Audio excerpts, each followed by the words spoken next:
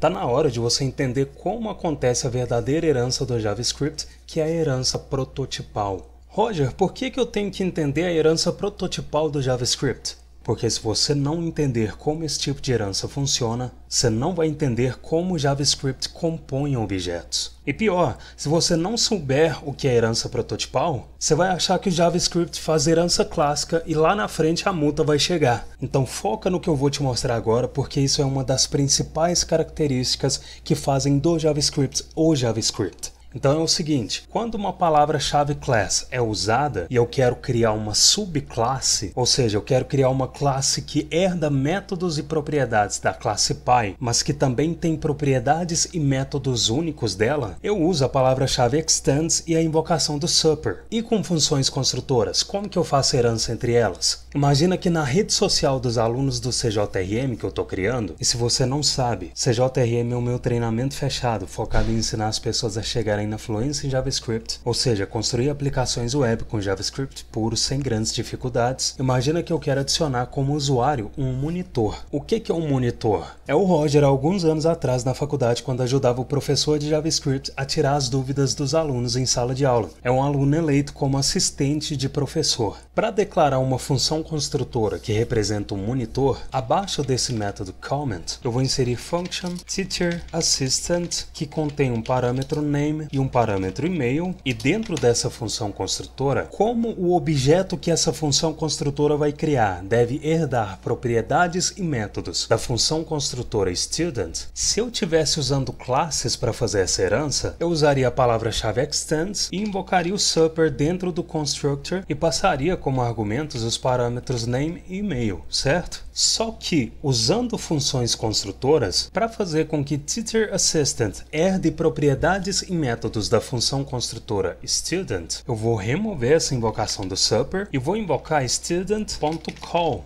O que o call vai fazer? O call, como o próprio nome já diz, vai invocar esse construtor. Só que só isso não é o suficiente. Por quê? Porque eu preciso fazer com que esse this aqui dentro da função construtora student seja esse this aqui de dentro do escopo da função teacher assistant. Lembra que aqui dentro, se eu inserir um this, esse this referencia o novo objeto que a função vai criar? Por que eu preciso fazer com que esse this aqui dentro da função construtora student seja esse this aqui de dentro do escopo da função teacher assistant?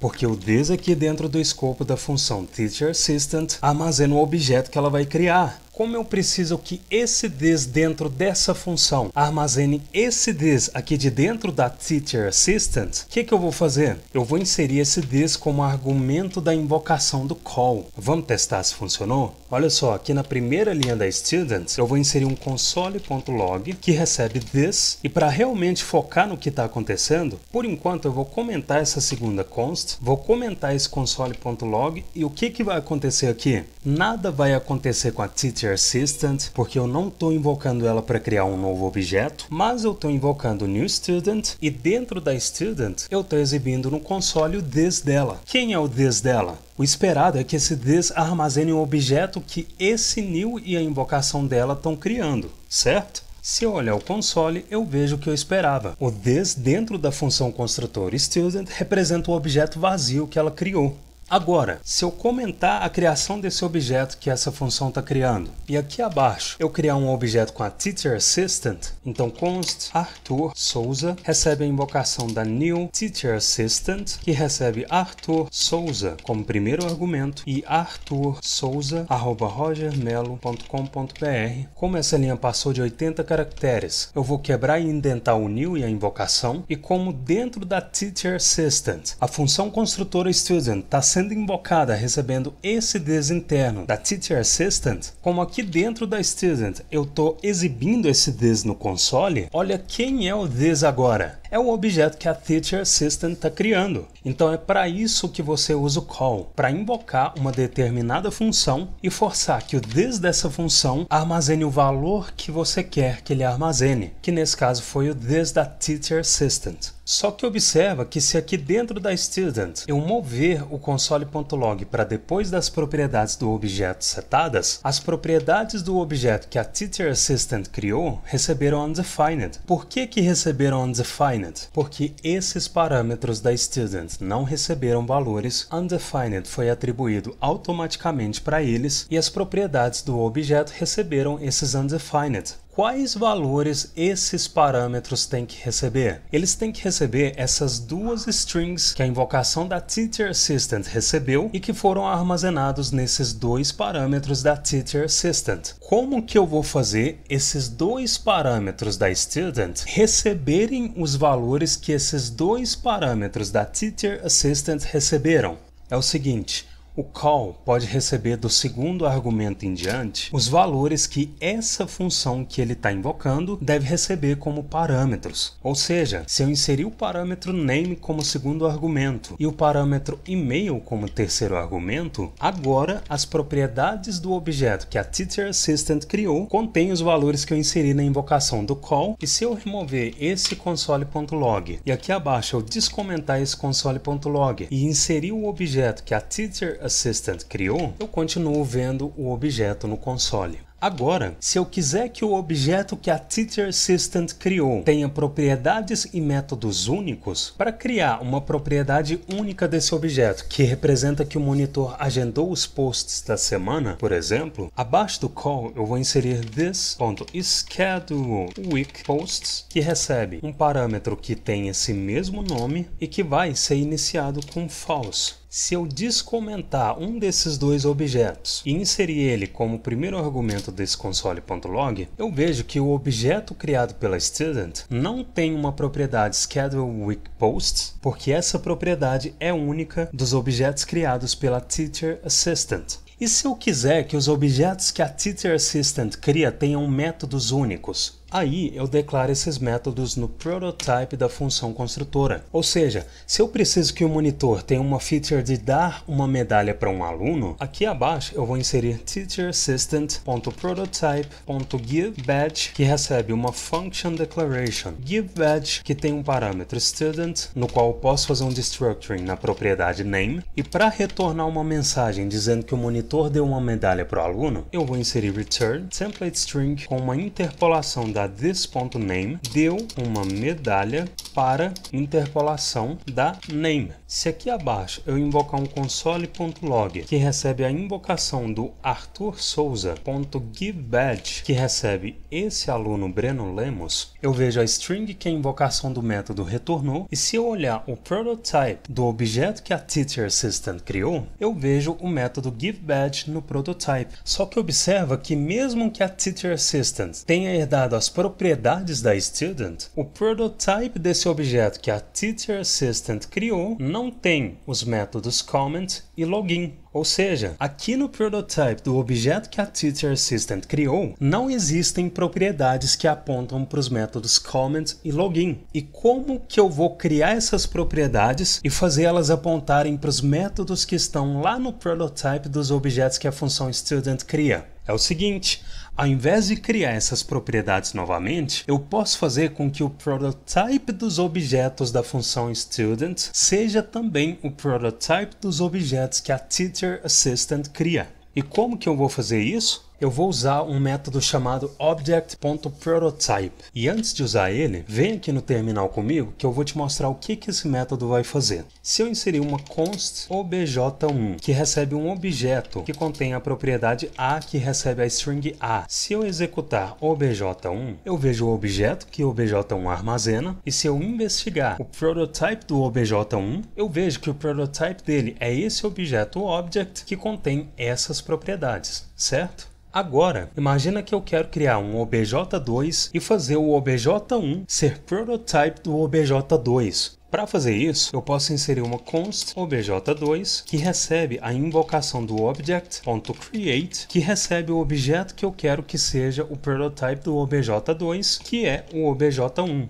Agora, se eu investigar o prototype do obj2, eu vejo que ele é o objeto que eu inseri como argumento da invocação do object.create, e só depois na cadeia de prototypes do obj2 vem o object, que é o último prototype nessa cadeia de protótipos. E por que eu faria isso? porque eu quero que o OBJ2 tenha acesso a essas propriedades. Então, como eu quero que os objetos que a função construtora TeacherAssistant crie tenha como prototype o prototype dos objetos que a função construtora Student cria, logo depois da declaração da TeacherAssistant, eu vou inserir TeacherAssistant.prototype recebe a invocação do object.create que recebe student.prototype. O que vai acontecer aqui? Essa invocação vai criar um novo objeto que contém as propriedades do prototype dos objetos que a student cria. Esse objeto está sendo recebido como prototype dos objetos que a TeacherAssistant cria. E se eu remover essa duplicação da prototype que eu fiz aqui e olhar o console, se eu investigar o prototype desse objeto criado pela TeacherAssistant, ele contém um método que eu já havia adicionado nele. E agora, se eu investigar o segundo nível dessa cadeia de prototypes, eu encontro os métodos que eu queria que estivessem disponíveis nos objetos que a TeacherAssistant criar. Então sim,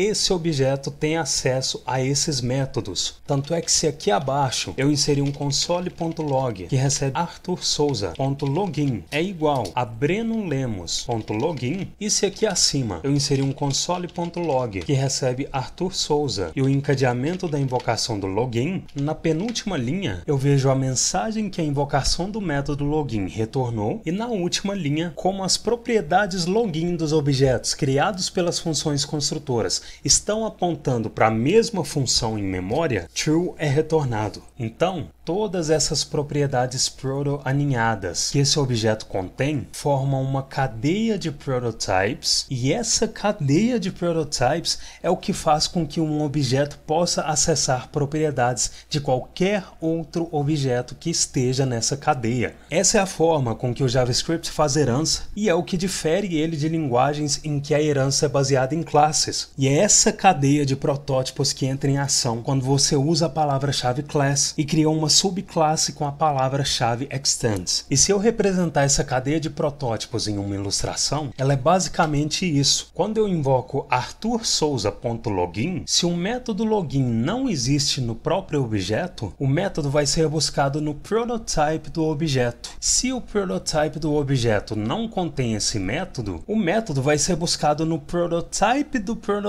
do objeto, e como o método foi encontrado aqui nesse prototype, o método é executado no objeto. Ou seja, através dessa cadeia de protótipos, esse objeto Arthur Souza pode acessar e executar métodos que foram declarados aqui nesse último prototype da cadeia, que é o prototype de object. E esse prototype de object é o objeto do qual qualquer objeto em JavaScript vai herdar propriedades. Esse prototype sempre vai ser o último prototype na cadeia de prototypes. Então agora, quando você vê o sênior boladão das linguagens baseadas em classes declarando uma classe em JavaScript e achando que sabe o que está acontecendo, você vai olhar para ele com um sorrisinho de Demócrito. Se você não conhece, esse é o sorrisinho de Demócrito. Mas depois de dar o sorrisinho, ajuda o cara, beleza? E agora você pode estar se perguntando, Roger, quando que eu vou precisar usar classes ou funções construtoras? Você vai precisar usar classes ou funções construtoras quando você precisar criar objetos específicos que compartilham métodos. Usar classes, nesse caso, vai ajudar a economizar memória. E classes são mais simples que funções construtoras. As funções construtoras eram a norma antes da chegada da palavra-chave class na linguagem. E é por isso que é importante você entender funções construtoras e herança prototipal, para não ficar confuso quando pegar um código antigo e entender realmente o que acontece por baixo dos panos. Dito isso, mais importante que entender classes é você ter a clareza de quando você vai precisar usar elas. E você vai precisar usar classes quando você precisar fazer herança, e raramente você vai precisar fazer herança quando você estiver desenvolvendo uma lib, uma biblioteca, em que os objetos precisam conter métodos compartilhados, e quando você precisar economizar uma quantidade quase insignificativa de memória. Por que quase insignificativa? Porque se a justificativa de usar classes em uma aplicação for economizar memória, antes dessa escolha tem uma série de coisas que devem ter sido feitas antes que vão impactar na performance da aplicação. E uma das mais importantes é a performance percebida. Performance percebida é um termo da engenharia da computação que aborda o quão rápido uma funcionalidade da aplicação aparenta executar uma tarefa. Cuidou disso? Beleza, agora é hora de pensar em ganhar alguns poucos milissegundos usando classes na aplicação.